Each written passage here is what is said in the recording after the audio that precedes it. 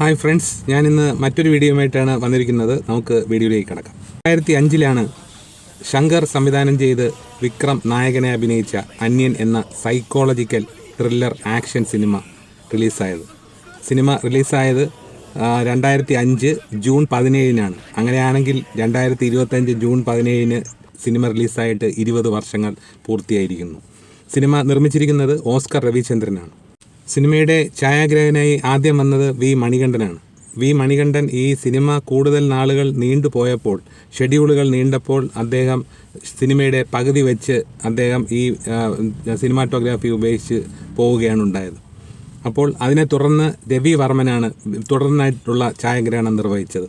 അപ്പോൾ ആ സിനിമയ്ക്ക് 2 ഛായാഗ്രാഹകരാണ്. സിനിമാറ്റോഗ്രാഫേഴ്സായിട്ട് ടൈറ്റിൽ കാർഡിൽ 2 പേരുടെ പേരുകൾ കാണിക്കുന്നുണ്ട്. ചിത്രത്തിലാണ് ആദ്യമായി ശങ്കറും ഹാരിസ് ജയരാജും ഒരുമിക്കുന്നത്. ആ ചിത്രത്തിന് മുമ്പ് വരെ ശങ്കർ എല്ലാ സിനിമയ്ക്കും സംഗീത സംവിധായകനായി കൂടെ കൂട്ടിയിരുന്നത് AR റഹ്മാനെയാണ്.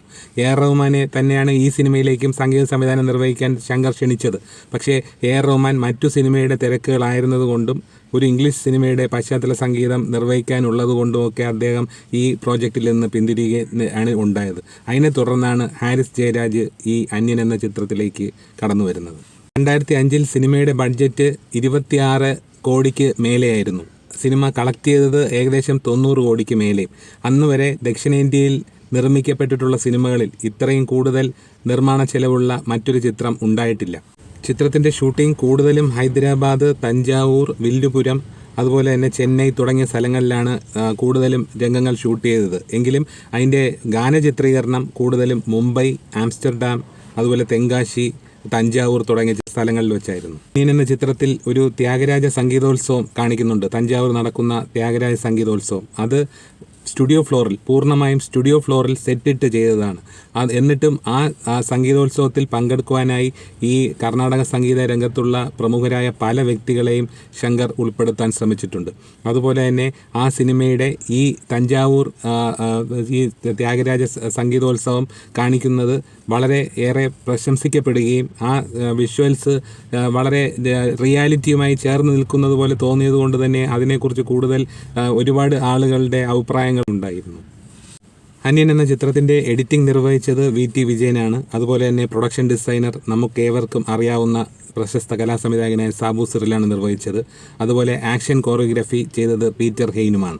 ഈ പ്രഗത്ഭരായിട്ടുള്ള ടെക്നിക്കൽ സൈഡും അതുപോലെ തന്നെ ഈ സിനിമയിൽ പ്രവർത്തിച്ച ആളുകൾ കൂടുതലും പ്രഗത്ഭരായിട്ടുള്ള ആളുകളായതുകൊണ്ട് തന്നെ സിനിമ എല്ലാ അർത്ഥത്തിലും എല്ലാ മേഖലകളിലും ഒരു എടുത്തു പറയത്തക്ക ഒരു ഔട്ട്സ്റ്റാൻഡിംഗ് ആയ ഒരു സിനിമയായി മാറുകയാണ് ഉണ്ടായത്. ആദ്യമായി ദക്ഷിണേന്ത്യയിൽ IDBIയിൽ നിന്നും ഇൻസ്റ്റിറ്റ്യൂഷണൽ ഫിനാൻസ് അവൈൽ ചെയ്ത ആദ്യത്തെ ചിത്രവും കൂടിയാണ് അന്യൻ എന്ന ചിത്രം. ഈ അന്യൻ എന്ന ചിത്രം ഇൻഷുർ ചെയ്തിരുന്നത് അന്നത്തെ കാലത്ത് ഒരു സിനിമയ്ക്ക്, അതായത് ദക്ഷിണേന്ത്യൻ സിനിമയ്ക്ക് കിട്ടാവുന്ന ഏറ്റവും വലിയ ഇൻഷുറൻസ് തുകയ്ക്കാണ് അന്യൻ എന്ന ചിത്രം ഇൻഷുർ ചെയ്തിരുന്നത് യുണൈറ്റഡ് ഇന്ത്യ അഷുറൻസ് കമ്പനി. ഏകദേശം 15 കോടിയോളം രൂപയാണ് ആ ഇൻഷുറൻസ് കമ്പനിയുടെ കീഴിൽ ഇൻഷുർ ചെയ്തിരുന്നത്. 2021 ഈ അന്യൻ എന്ന ചിത്രം ശങ്കർ ഹിന്ദിയിലേക്ക് റീമേക്ക് ചെയ്യുന്നതിനെക്കുറിച്ച് അനൗൺസ് ചെയ്തിരുന്നതാണ്. അതിൽ നായകനായി അഭിനയിക്കാനിരുന്നത് രൺവീർ സിംഗുമാണ്. പക്ഷേ ഓസ്കർ രവിചന്ദ്രൻ, അതായത് അന്യൻ സിനിമയുടെ നിർമ്മാതാവുമായി വേണ്ട രീതിയിലുള്ള കമ്മ്യൂണിക്കേഷൻ ഉണ്ടാവാതിരുന്നതും അദ്ദേഹത്തെ അറിയിക്കാതെ ശങ്കർ ഈ സിനിമയുമായി മുന്നോട്ട് പോയതും തുടർന്ന് അദ്ദേഹം കോടതിയെ സമീപിക്കുകയും അതിനെ തുടർന്ന് കേസും കാര്യങ്ങളുമൊക്കെ ആയി ആ സിനിമ ഉപേക്ഷിക്കുകയാണ്. അങ്ങനെ ഒരു പ്രോജക്റ്റ് വേണ്ടെന്ന് തീരുമാനിക്കുകയും. വിക്രത്തിനെ കുറിച്ച് പറയുകയാണെങ്കിൽ വിക്രത്തിൻ്റെ സിനിമാ ജീവിതത്തിലെ ഏറ്റവും വലിയ ഹിറ്റുകളിലൊന്നാണ് അന്യൻ എന്ന ചിത്രം. വിക്രം ധാരാളം ഹിറ്റുകൾ നൽകിയിട്ടുള്ള ഒരു നടനാണ്. എങ്കിലും അന്യൻ എന്ന ചിത്രം ഈ വിക്രത്തിൻ്റെ അഭിനയ ജീവിതത്തിൽ എടുത്തു പറയത്തക്ക ഒരു ചിത്രമായി മാറുകയാണ് ഉണ്ടായത്. ചിത്രം ഒരു വൻ ഹിറ്റായി എന്ന് മാത്രമല്ല, അതിൽ വിക്രം ചെയ്ത 3 റോളുകളും, അതായത് അമ്പിയുടെ റോളും അതുപോലെ റെമോയുടെ റോളും അതുപോലെ അന്യൻ്റെ റോളും 3ഉം പ്രേക്ഷകർ 2 കൈ നീട്ടി സ്വീകരിക്കുന്ന ഒരവസ്ഥയായിരുന്നു 2005 തിയേറ്ററുകളിൽ കണ്ടത്.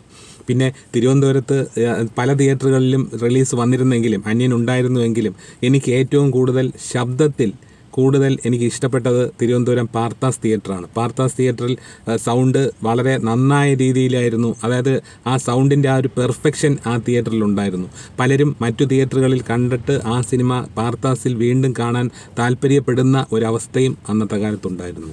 അന്യൻ എന്ന ചിത്രത്തിൽ ടൈം ഫ്രീസ് എന്ന് പറയുന്ന ഒരു ടെക്നോളജി ഉപയോഗിച്ച് ആക്ഷൻ സീക്വൻസുകൾ ചിത്രീകരിച്ചിരുന്നു. അതിനായി ഏകദേശം 62 ക്യാമറകളാണ് ബോയ്സ് എന്ന ചിത്രത്തിൽ ശങ്കർ ഉപയോഗിച്ചത്. അതിൽ 180 ഡിഗ്രി വരെ റൊട്ടേഷൻ കിട്ടും. അപ്പോൾ ഈ അന്യൻ എന്ന ചിത്രത്തിൽ ശങ്കർ ഉപയോഗിച്ചത് 120 മുതൽ 122 ക്യാമറകൾ വരെയാണ് ഉപയോഗിച്ചത്. അപ്പോൾ അതിൽ 270 ഡിഗ്രി റൊട്ടേഷൻ കിട്ടും. അപ്പോൾ അവസാനത്തെ ആ ക്ലൈമാക്സ് സീനിൽ ആ വിക്രത്തിനെ എല്ലാ കരാട്ടെ അഭ്യാസികളും കൂടെ ഉള്ള ആ ഒരു ആക്ഷൻ സീനിൽ ഇത്രയും ക്യാമറകൾ ഉപയോഗിച്ചതിൻ്റേതായിട്ടുള്ള ആ ഒരു കണ്ണുകൾക്ക് കാണുമ്പോഴുള്ള ഒരു അഴകുണ്ടല്ലോ, അത്രയും അങ്ങനെയുള്ള വിഷ്വൽസ് കാണുമ്പോൾ എന്തായാലും അത് ശങ്കർ അതിവിദഗ്ധമായി തന്നെ ആ ആക്ഷൻ സീക്വൻസുകളിൽ ഉപയോഗിക്കുകയും ആ സിനിമയിൽ ബോയ്സിന് ശേഷം ടൈം ഫ്രീസ് എന്ന് പറയുന്ന ആ ഒരു സാങ്കേതിക വിദ്യ ഉപയോഗിക്കുകയും ചെയ്തു ശങ്കർ ഈ അന്യൻ എന്ന ചിത്രത്തിൽ. അവാർഡുകളുടെ കാര്യത്തിൽ ദേശീയ അവാർഡ് മികച്ച സ്പെഷ്യൽ എഫക്ട്സിനുള്ള ഒരു അവാർഡ് അന്യന് ലഭിച്ചു. അതുപോലെ തന്നെ ഫിലിം ഫെയർ അവാർഡിൽ മികച്ച നടനുള്ള അവാർഡ്, മികച്ച നടിക്കുള്ള അവാർഡ്, അതുപോലെ മികച്ച സിനിമയ്ക്കുള്ള അവാർഡ്, മികച്ച സംഗീത സംവിധായകനുള്ള അവാർഡ്, അതുപോലെ മികച്ച ഗാനരചയിതാവിനുള്ള അവാർഡ്, അങ്ങനെ ഒരുപാട് അവാർഡുകൾ ഫിലിം ഫെയർ അവാർഡുകൾ ലഭിച്ചു.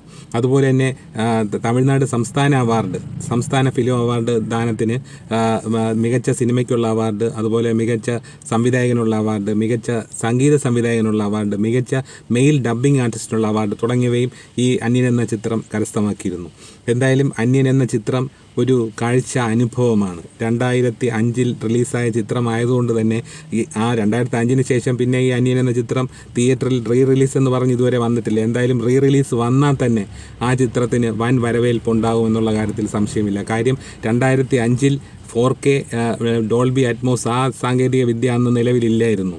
അപ്പോൾ വീണ്ടും അന്യൻ വരികയാണെങ്കിൽ ഈ സാങ്കേതിക വിദ്യയുടെ ഒരു പശ്ചാത്തലത്തിൽ സിനിമ കൂടുതൽ വ്യക്തതയോടുകൂടിയും അതിൻ്റെ ശബ്ദം അതിലും നന്നായി പണ്ട് നമ്മൾ കേട്ടതിനേക്കാളും നന്നായി ആസ്വദിക്കാനും കഴിയുമെന്ന പ്രതീക്ഷയിലാണ് ഞാൻ. എന്തായാലും അതിൻ്റെ നിർമ്മാതാവായ ഓസ്കർ രവിചന്ദ്രൻ വീണ്ടും ആ സിനിമ നമുക്ക് റിലീസിന് കൊണ്ടുവരുമെന്നും ഈ അഭ്രപാളികളിൽ എന്നും ഓർക്കപ്പെടേണ്ട വിക്രം ശങ്കർ കൂട്ടുകെട്ടിൻ്റെ ആ അത്യുജ്വല ചിത്രം വീണ്ടും നമുക്ക് ഇന്നത്തെ സാങ്കേതിക വിദ്യയുടെ അകമ്പടിയോടുകൂടി കാണാൻ കഴിയുമെന്ന പ്രതീക്ഷയാണ് എനിക്കുള്ളത്.